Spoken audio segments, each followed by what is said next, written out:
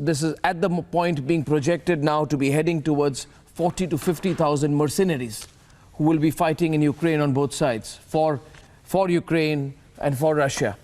Is this becoming an outsourced war, and what are the complications of that? Alfred, what do you think? It is already an outsourced war. It reminds me of the Spanish Civil War, which was a prelude to the Second World War. What the international community must do is exactly the opposite of what the European Union and Macron and my president, Joe Biden, are doing.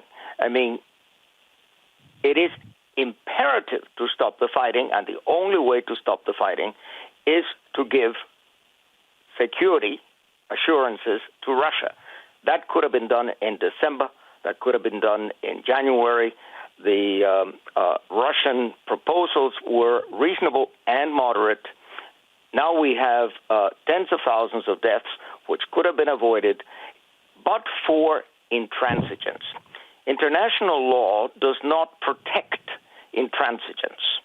International law does prohibit the use of force, Article 2, Paragraph 4 of the UN Charter, but it also prohibits the threat of the use of force.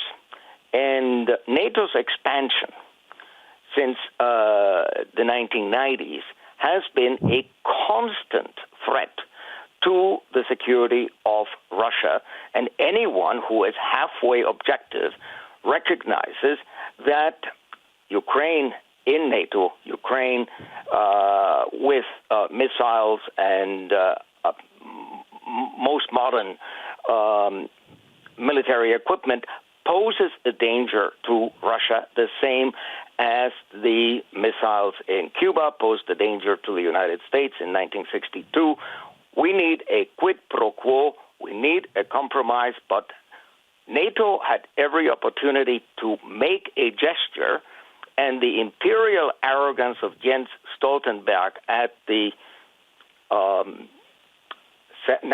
security conference held in Munich 3.5 weeks ago, I mean, that was one of the reasons for the tragedy that is unfolding. Now, as an American and as a pacifist, I am calling on everybody to persuade Zelensky to be a patriot. And to be a patriot does not mean to be intransigent.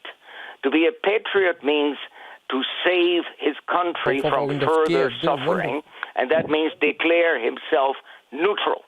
That way he can have relations with Russia, he can have relations with the West, he can even become a member of the European Union.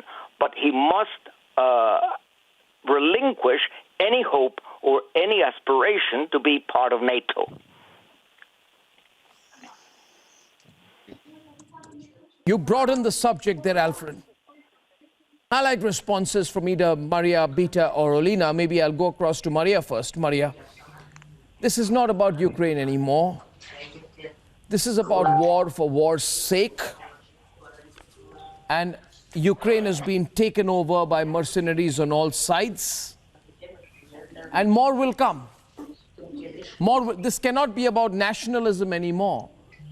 It's going to lead to global terrorism at a level we are not prepared, Maria. It's going to lead to a new wave of global terrorism.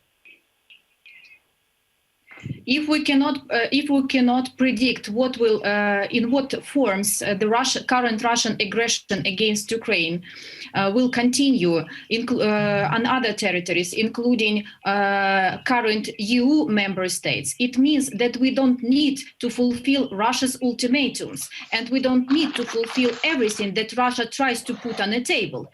Why do we need actually to speak, even from rational point of view, about any kind of security assurances to the aggressor, but not to the victim? I will remind you that in 2000 up to 2014, Ukraine had non-bloc status included in its legislation, and previous the president at that time, Yanukovych, actually followed this logic. According to it was his initiative, non-bloc status. But did it save Crimea from annexation by Russia? Did it save part of Donbas from occupation on the side of Russian? No. And as of now, the West and Ukraine has actually to change the situation and to respond in a different way. And that is why all the sanctions, all the support, military, financial, and diplomatic support to Ukraine means that aggressor should be limited with its appetite, both political and military one. So as of now, the only way to stop the war, how Russia sees it, is just to have Ukraine capitulate, which will never happen.